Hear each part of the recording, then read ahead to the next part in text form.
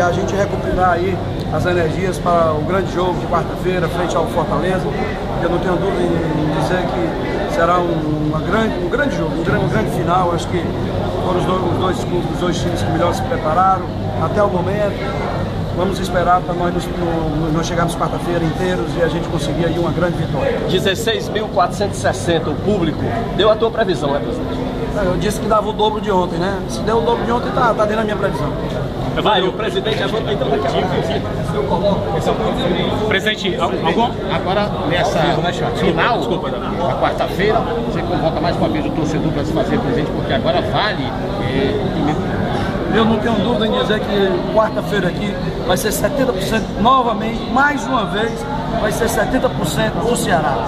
70% vai ser da torcida do Ceará.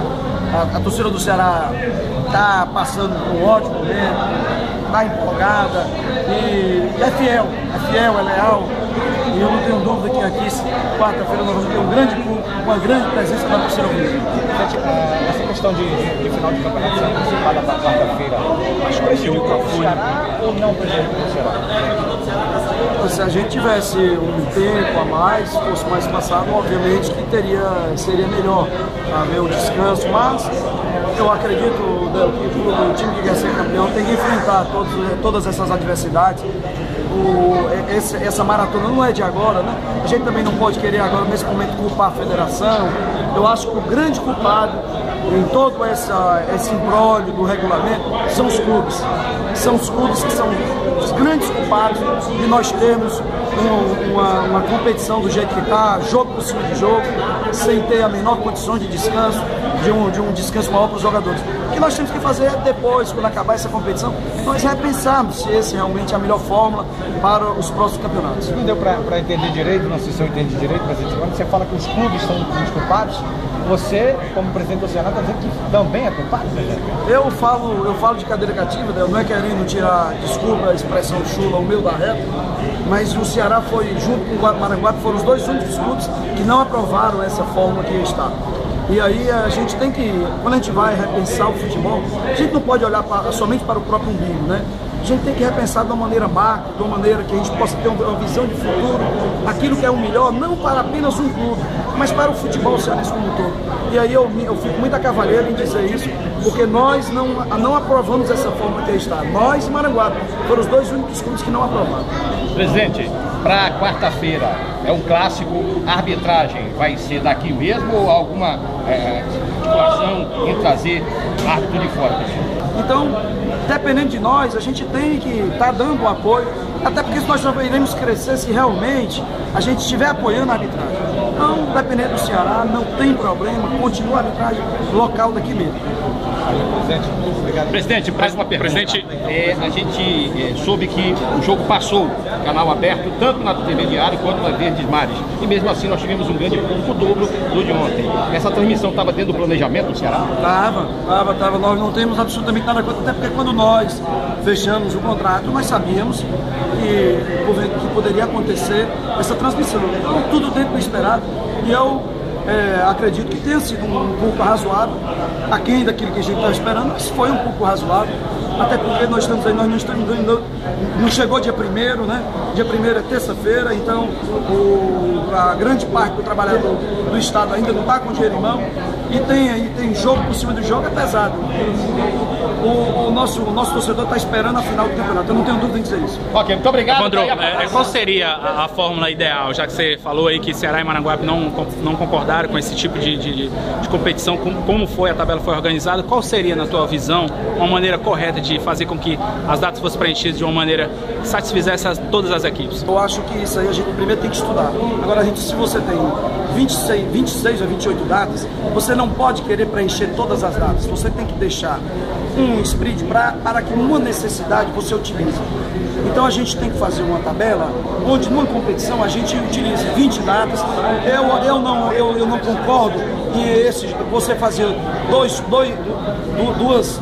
duas chaves, como é no futebol carioca. O futebol carioca hoje já teve a final do primeiro turno, entendeu? e nem é atropelado do jeito que é aqui. Isso aí não é de agora que é atropelado, não.